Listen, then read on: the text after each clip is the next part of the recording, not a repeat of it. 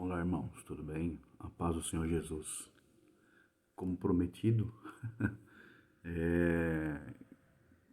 quero falar um pouquinho sobre o arrebatamento da igreja, compartilhar com os irmãos algumas leituras bíblicas que refere-se, ao nosso arrebatamento.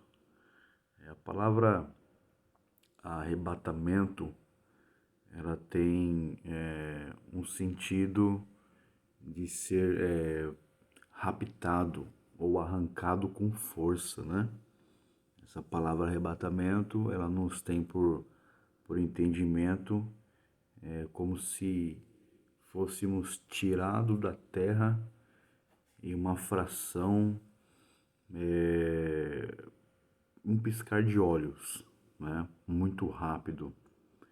Então, nós entendemos que a Igreja do Senhor Jesus, aquela que guarda fielmente e ansiosamente a sua volta, ela será arrancada, raptada, né, com toda a força. E eu quero compartilhar com os irmãos, então, alguns textos bíblicos que nos fala concernente aí ao arrebatamento, no livro de Tessalonicenses. Deixa eu dar uma conferida aqui.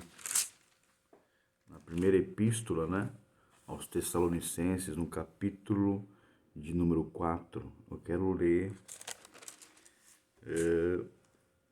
o verso 16 em diante, que nos fala assim: porquanto o Senhor mesmo, dada a sua palavra de ordem, ouvida a voz do arcanjo e ressoada a trombeta de Deus, descerá dos céus, e os mortos em Cristo ressuscitarão primeiro. Depois nós, os vivos, os que ficarmos, seremos arrebatados juntamente com eles, entre nuvens, para o encontro do Senhor nos ares. E assim estaremos para sempre com o Senhor. Consolai-vos, pois, uns aos outros com essas palavras.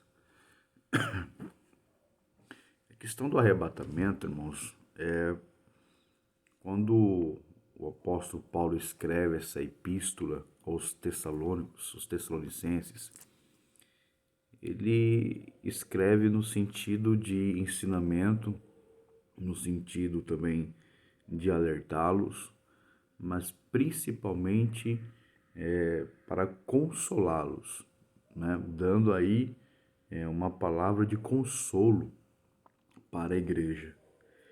Só que hoje em dia a gente percebe que esta questão do arrebatamento tem amedrontado muitos dentro da igreja, que na verdade era para ser um consolo, né? Quando a igreja percebeu sinais que antecedem o arrebatamento, era para a igreja estar alegre, estar contente, estar vigiando ainda mais, estar santificando-se ainda mais, se preparando ainda mais. Mas a gente percebe que, no modo geral, muitos têm medo, né, desse dia, muitos têm medo, talvez pela falta da informação, talvez pela falta do conhecimento, ou, né, muitas vezes pela falta da vigilância. Mas apóstolo Paulo nos deixa como consolo, então que sejamos consolados, sabendo nós que seremos arrebatados. Mas o texto aqui, ele nos deixa de apreço que o Senhor, ele nos diz que um barulho como uma trombeta, né, será tocada, uma voz como que de arcanjo, né, será também dita, e o Senhor descerá dos céus. É interessante esse descerá dos céus, porque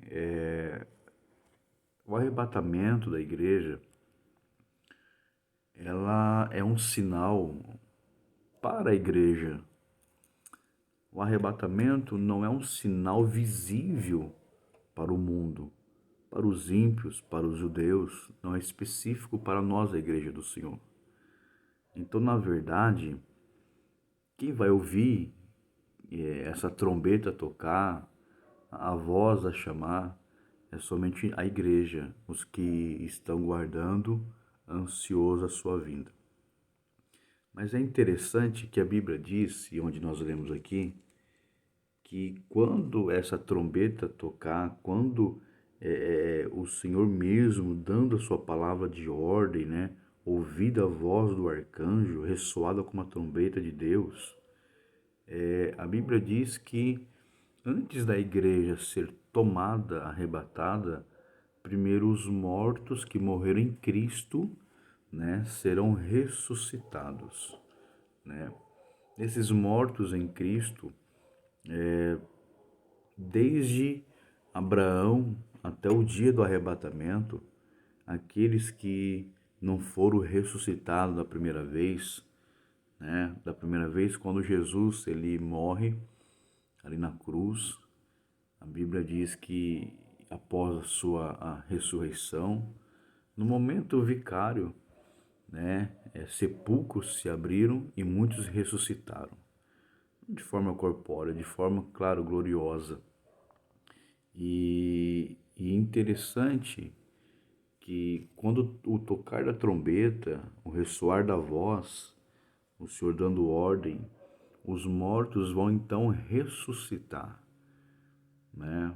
Talvez você pense, mas pastor, vai ter um monte de sepulcro abrindo, estourando. Não, filho. Não, porque é uma forma gloriosa, né? Vai ressuscitar em um corpo glorificado. Ou seja, não tem a necessidade de estourar um sepulcro para sair de lá, né? Não tem essa necessidade. É interessante isso porque ainda é um mistério não compreendido que nós de verdade iremos entender no dia do arrebatamento. Iremos compreender quando a igreja for arrebatada. Mas interessante que os mortos, desde Abraão até o dia do arrebatamento, que vão ressuscitar primeiro, aí a igreja viva vai ser levada ao céu, juntamente com os mortos ressuscitados, para encontrar com o Senhor Jesus nos céus. O Senhor Jesus não vai tocar na terra, porque ainda não é a hora, né? O Senhor vai vir nos ares, e só a igreja e os mortos que, claro, irão ressuscitar, porque são a igreja, contemplarão, né, a face do Senhor, a glória do Senhor, esse grande dia, chamado Dia do Senhor, o dia do arrebatamento. E isso é importante, irmãos, porque quando nós temos esse entendimento que nós seremos arrebatados, nós já ficamos assim, conscientes que nós somos forasteiros, nós somos peregrinos sobre a face da terra. Estamos morando aqui, mas nós não somos daqui. Há uma pátria que o Senhor Jesus foi preparar para nós, segundo João 14, onde nós demos uma palavra no outro vídeo. Então, há um lugar para a sua igreja, há um lugar para mim, há um lugar para você. E daqui a pouquinho o Senhor virá para nos buscar e com certeza aí seremos arrebatados. É interessante, irmãos, que no momento da morte e dos mortos serem ressuscitados e a igreja arrebatada, aqui, irmãos, no céu, ao encontro do Senhor Jesus, nós já teremos um corpo glorificado. Um corpo que outrora na terra era corrupto, vai se revestir da incorruptibilidade, né? Ou seja, não haverá mais corrupção em nossas vidas. Não haverá mais choro, não haverá mais sofrimento, não haverá mais pecado. Enfim, será um corpo totalmente glorificado, né? Um corpo como Cristo, é um corpo santo, um corpo perfeito, um corpo realmente santificado na sua perfeição. E glória a Deus por isso, porque somente Jesus é quem nos aperfeiçoa, somente Jesus é quem nos purifica e somente Ele que nos dará um corpo de glória, um corpo totalmente aí glorificado, né? E louvado seja Deus por isso, porque se dependesse de nós, talvez aí, né, nós, a Bíblia diz que o homem, ele é tendencioso ao pecado, ele pende para o pecado, ele tem uma tendência de escolher as coisas erradas, né, porque infelizmente está em nós esse DNA adâmico, mas o Espírito do Senhor nos ajuda, né, o Espírito do Senhor opera em nossas vidas essa purificação, essa santificação, e tudo depende dele, e glória a Deus por isso. O destino da igreja já está previsto, já está escrito qual é o nosso destino. O destino começa-se no arrebatamento, né, e uma morada com o Senhor por toda a eternidade. E glória a Deus que o Senhor, o amor dele é tão profundo, tão imensurável, que a Bíblia nos fala que ele vai nos livrar de uma catástrofe, de uma grande tribulação, vai nos livrar de períodos terríveis, irmãos, que vai acontecer sobre a face da terra, né? Eu louvo o Senhor Jesus porque nós estamos passando por tribulações, estamos passando por sofrimento, tantas coisas, né? Se pegar na história da humanidade, nós vamos ver tanto sofrimento, tanta catástrofe, né? E aí você para e pensa, fala, meu Deus, Primeira Guerra, Segunda Guerra Mundial, tantas mortes por peste, tantas coisas, tanta crueldade, tanta falta de misericórdia, e ainda não é a grande tribulação. Pois é, irmão, ainda não é a grande tribulação. Na grande tribulação, a Bíblia nos fala que 1/3 que tem vida, de tudo que tem vida, vai ser destruído, né? Então imagine se a igreja estivesse aqui na terra, quanto sofrimento seria. E glória a Deus que o Senhor, ele tem guardado e vai guardar a sua igreja dessa grande tribulação. Nós louvamos o Senhor Jesus por isso. Mas o arrebatamento, ele vai desencadear uma série, né, de acontecimentos sobre a face da terra. Vários outros acontecimentos, enquanto a igreja está arrebatada nos céus, junto com o Senhor, junto com os santos, com os eleitos, com os escolhidos, na terra. Será um período de grande tribulação, de sofrimento, irmão, de luta, onde o homem vai pagar um preço enorme, jamais visto sobre a face da terra. É terrível, e eu te aconselho, não fica por essa grande tribulação, não. Não fica, não. Vamos para o arrebatamento aí, em nome do Senhor Jesus. Mas, irmãos, a Bíblia, ela é bem clara que o arrebatamento é para a igreja. Não é para o ímpio, não é para o religioso, não é para aquele que conhece Bíblia, não é para aquele que estuda a Bíblia, não, é para aquele que tem o seu nome escrito no livro da vida. É para aquele que um dia reconheceu que é pecador, reconheceu os seus erros e reconheceu que somente há um Salvador. Reconheceu que somente Jesus é que pode lhe salvar, somente Jesus é que de fato pagou pelos seus pecados. E glória a Deus por isso, que nós um dia tivemos essa oportunidade de reconhecê-lo, né? E o aceitá-lo como Senhor das nossas vidas. Um dos sinais que antecede ao arrebatamento está vaticinado no livro do Evangelho de São Marcos, Mateus, Mateus capítulo 24, e é um texto muito falado, né? Quando se fala de escatologia, é o texto mais lido, né, dentro dessa matéria, escatologia, estudo das últimas coisas. E Mateus 24 nos fala algumas coisas interessantes, que quando Cristo ele estava no Monte das Oliveiras assentado, então ele começa a dar aí um sermão profético aos discípulos e para todos aqueles que estavam ouvindo.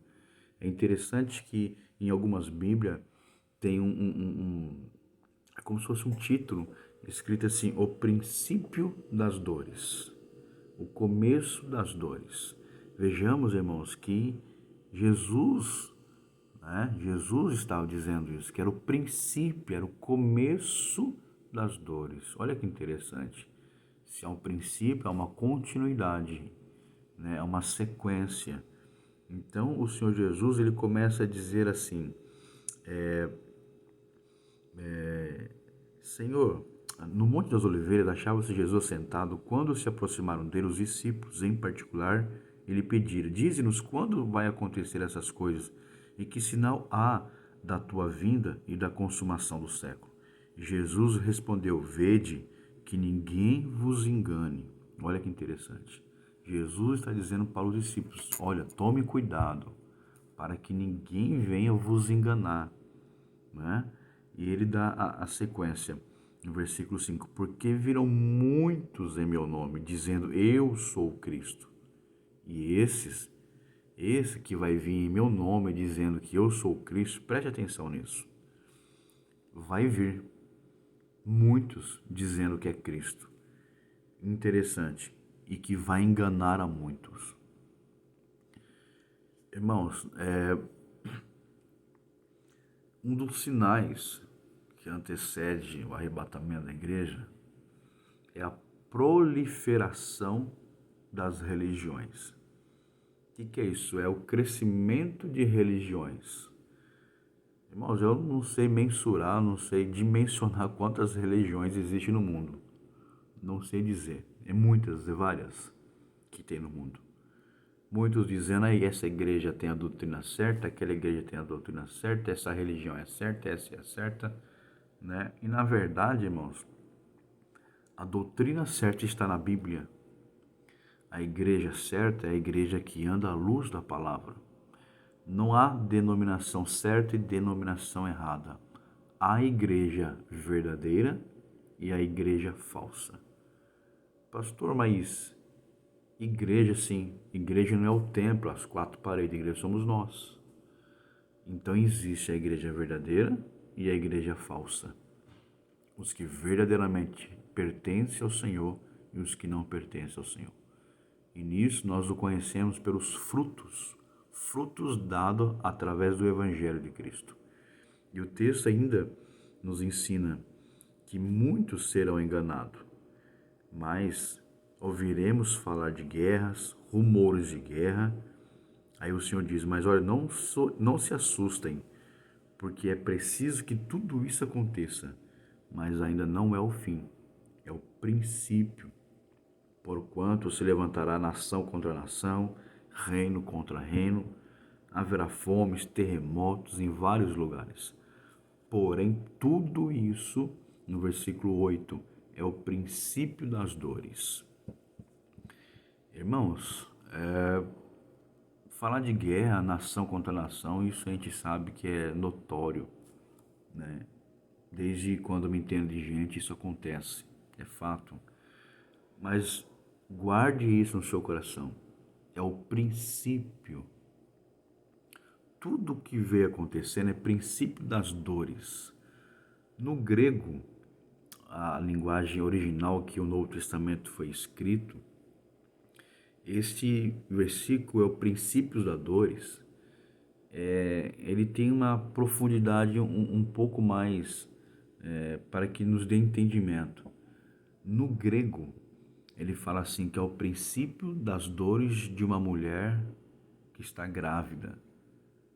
Ou seja, a mulher quando vai nascer a criança, ela tem as dores de parto. E os princípios dessas contrações é pausada, né?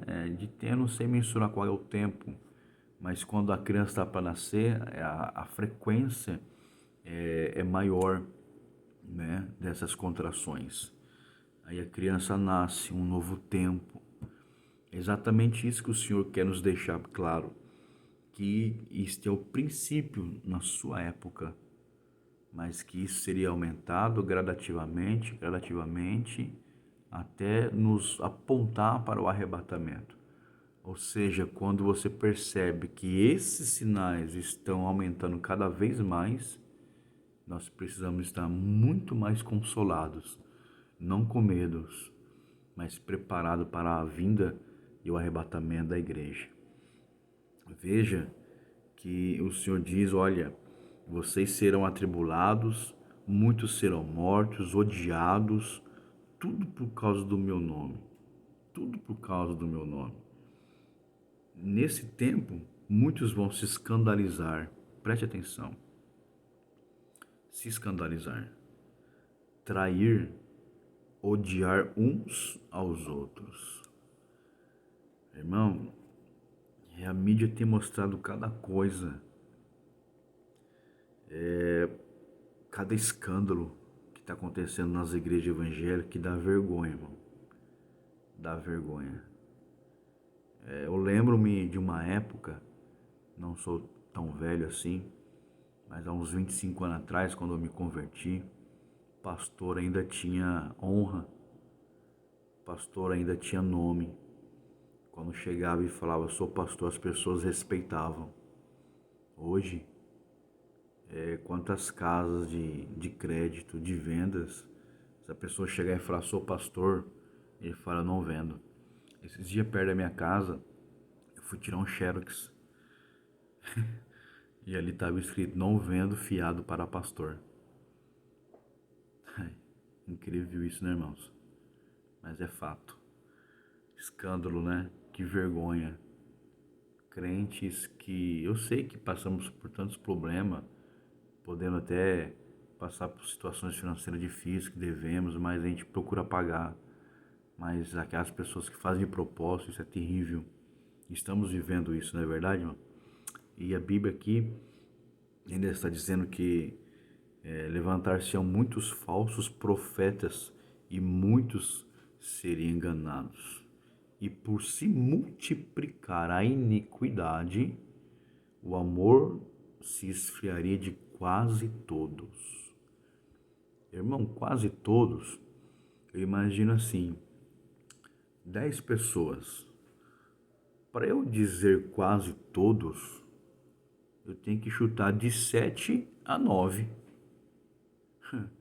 Quase todos, tá bom, quase todos, a mais de 5, né? Se quase todo é mais da metade, então eu chuto de 7 a 9, em cada 10, o amor ia se esfriar, por causa da iniquidade, por causa da escolha do pecado, por causa da escolha de viver de maneira errada, de maneira que não agrada ao Senhor. E por causa disso, por escolher a iniquidade, o amor iria se esfriar. Isso é terrível, porque esse amor se esfriando é um amor para com o homem e é o amor para com Deus, que esse é o terrível, né? Deixar de amar o Senhor por causa do pecado. Talvez você conheça alguém assim na igreja, que vai por ir, frequenta por frequentar, não ama o Senhor, não tem compromisso, não tem mudança de vida, é um sacrifício para orar, um sacrifício para ler Bíblia, porque talvez está amando mais a iniquidade do que ao Senhor. Meu Deus, é forte isso, Jesus da glória. E a Bíblia diz que por esse fato, aquele que perseverar até o fim, este será salvo. Então precisamos perseverar, ter perseverança, acreditar, gastar o seu joelho no chão e boca no pó. Ô, irmão, comprar colírio para os olhos, ler Bíblia, porque se nós não tivermos conhecimento, muitos falsos profetas irão nos enganar. Muitos falsos Cristo enganarão muitos. Só é enganado quem não tem conhecimento. Não estou dizendo você fazer uma faculdade, se aprofundar no grego, na exegese, não é isso. Mas se você estudar um pouquinho a Bíblia, né, um pouquinho que você estudar, você vai estar mais perceptível das coisas que acontecem. E você não vai ser logrado, você não vai ser enganado. Amém? Glória a Deus por isso. Uma outra coisa que vai acontecer quando a gente fala de falsos profetas, de falsos Cristo, eu entendo assim de muitas coisas ocultas, muito ocultismo, né? Porque as coisas ocultas, as coisas sobrenatural, atrai o ser humano, né? Atrai os nossos olhos, nós somos atraídos pelo sobrenatural. E muitos serão atraídos por esse ocultismo, por sobrenatural, porém, um ocultismo é um sobrenatural que não advém da parte do Senhor, né? E isso já está acontecendo dentro das igrejas, acredite, paz, meus irmãos, dentro das igrejas. Macumba dentro das igrejas, sal, rosa, lenço, travesseiro, óleo, água e pedra. Ô irmão, pedra cor vermelha, azul, amarela, cada um com seus valores. Isso é ocultismo, né? Isso está acontecendo nas igrejas. É só ligar a televisão, você vai ver. Tudo isso é sinais que está apontando, né, com maior frequência a volta do Senhor Jesus. E glória a Deus por isso. Mas o mistério do arrebatamento, ele só será totalmente compreendido no ato do arrebatamento. Isso revela para a gente em 1 Coríntios capítulo 15, versículos 51 e 52, nos fala sobre isso. Tessalonicenses também capítulo 3, 13, também nos fala que nós iremos entender nesse período, ok? Deixa eu ler uma coisa com os irmãos que eu acho interessante. Lá, deixa eu ver. Em Tessalonicenses também, no capítulo de número 4, no versículo 13, olha o que o apóstolo Paulo fala para a igreja.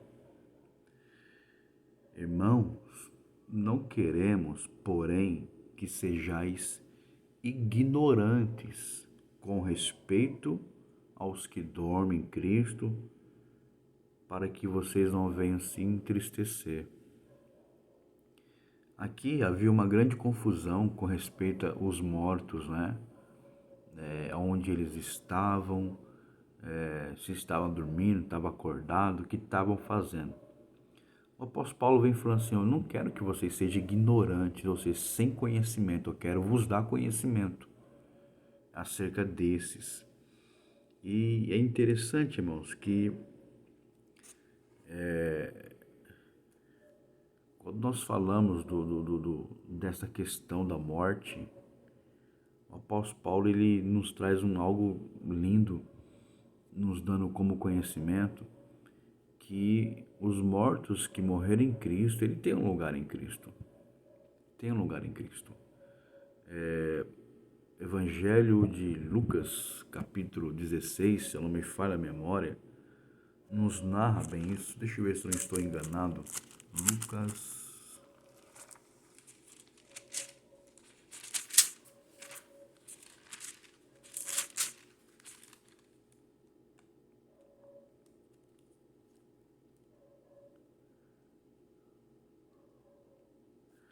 Lucas capítulo 16, a partir do verso de número 19. Eu não vou fazer a leitura porque senão o vídeo ficou muito pesado, mas leia Lucas 19. Você vai entender entre o rico e o mendigo o estado dos que morreram em Cristo e dos que não morreram em Cristo. Aqui dentro desta parábola nós observamos que quando a pessoa em Cristo morreu acreditando, esperando o Messias, eles morriam e desciam, né? Suas almas desciam. E a Bíblia diz que havia uma parte onde os que esperavam Cristo ficavam, havia um abismo, e do outro lado havia um certo lugar também que ficavam as pessoas que morriam e não acreditavam no Senhor. é interessante que quando a Bíblia fala dessa separação, nós observamos que todos estavam conscientes, os que morreram em Cristo e os que morreram sem Cristo, todos conscientes, sabedores dos lugares que eles estavam. E um em sofrimento, outro em paz, esperando a sua redenção. Nesse texto que você vai observar que há obras feitas por esses homens, o rico e o mendigo. Há pessoas lá dentro que estavam com conhecimento, tinham conhecimento, mas acabou-se a oportunidade. Só que a Bíblia fala, e eu estou encurtando um pouco o vídeo, que quando Cristo ele morre, ele desce ao Sheol, ao Tártaro, ao inferno, vamos dizer assim, para os irmãos entenderem. E no lugar do sofrimento de um lado e no lugar de paz do outro lado, a Bíblia diz que o Senhor se revela aos seus. E quando ele se revela aos seus, ele pega os que estavam no cativeiro e o leva, o transporta das profundezas para as alturas. Ou seja, esse lugar chamado de seio de Abraão, e aqui o lugar de sofrimento, Sheol, Tártaro, do seio de Abraão, Jesus arrebata e os leva a um lugar espiritual chamado agora de paraíso. Então os mortos em Cristo estão no paraíso, mas os que morreram sem Cristo, ainda continuam no Sheol, já é um lugar de sofrimento, já é um lugar de condenação que o homem não pode sair de lá mais, né? E esses que estão aqui no paraíso, no dia do arrebatamento, ai, coisa linda, né?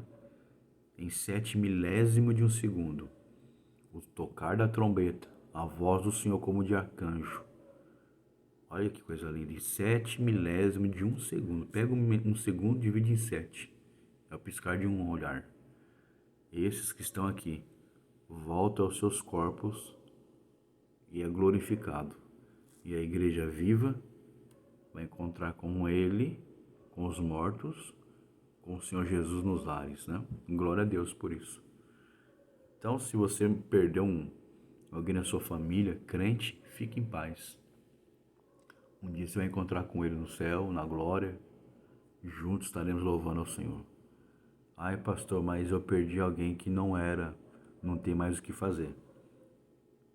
Por isso, o que temos que fazer, façamos em vida enquanto é tempo. Porque depois que partiu daqui, meu irmão, esquece, não tem mais o que fazer, ok? Uma outra coisa que eu quero aqui compartilhar com os irmãos algumas coisas assim, rapidinho, só para os irmãos. Eu vou dar algumas referências, né? Para os irmãos não serem muito ociosos, mas para os irmãos pegarem a Bíblia e folhear também a Bíblia, até para habituar, né? Conhecer um pouco mais das Escrituras Sagradas. Eu quero falar o porquê que Jesus vai vir. Eu quero te dar 8 motivos por que Jesus vai vir. Primeiro, João 14, versículo 3. A Bíblia nos ensina que ele virá para nos levar daqui. Oh, glória. João capítulo 14, 3.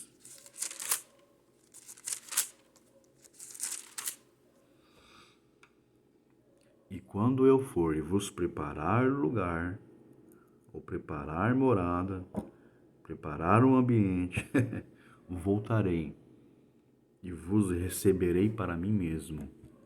Então, primeiro, Jesus virá para levar a tua vida, a sua igreja. Glória a Deus por isso. Segundo, para consumar a salvação da igreja. Você pode bater no peito e falar, eu sou salvo. Não tem como afirmar isso. Porque a consumação da salvação, ela vai dar em dois momentos. Ou quando você morre, se você morrer em Cristo salvo, você vai ser arrebatado, ressuscitado, né? E arrebatado. Ou se você estiver vivo e aconteceu o arrebatamento, você for arrebatado. Entendeu? Você crente fiel, morreu, a sua salvação, ela é consumada na morte. Você vivo, a minha e a sua salvação, nós que estamos vivos, é consumado no arrebatamento. Porque imagine acontecer o arrebatamento, eu e você não fomos arrebatados. É sinal que não estamos salvos. Preste atenção nisso, crente. Eita, crente. Isso está registrado em Romanos, capítulo 13, verso de número 11. Tá? Terceiro, a Bíblia diz que Jesus ele vem para glorificar a igreja. Glorificar a igreja. Romanos capítulo 8, 17 ao 30. Quarto, ele veio para reconhecer a igreja publicamente, que está registrado em 1 Coríntios capítulo 4. Quinto, recompensar a igreja, coisa linda, né? Mateus 16, 21. 16, 27. Outra coisa que o Senhor também vem para ser admirado pela igreja. 2 Tessalonicenses, se eu não me falha a memória, capítulo 1, versículo 10 em diante. E por último, o Senhor ele virá para revelar coisas ocultas que outrora tanto nos intriga. Está em 1 Coríntios capítulo 4. Então, irmãos, vale a pena estudar, né? Claro que falar de escatologia demanda-se muito tempo de estudo. Para eu fazer um vídeo minucioso, eu preciso de um bom tempo, né? Quem sabe um dia Deus possa nos dar essa graça aí de explicar um pouquinho mais minucioso, né? Mas um panorâmica, algo superficial assim, acho que deu para os irmãos ter um pouquinho de noção a questão do arrebatamento. Então, para resumir, o arrebatamento há sinais, tudo que nós estamos vivendo, proliferação de religiões, ocultismo, falsos messias, falsos profetas, pestes, terremoto, guerras, rumores de guerra, pai contra filho, esfriamento de amor devido à iniquidade,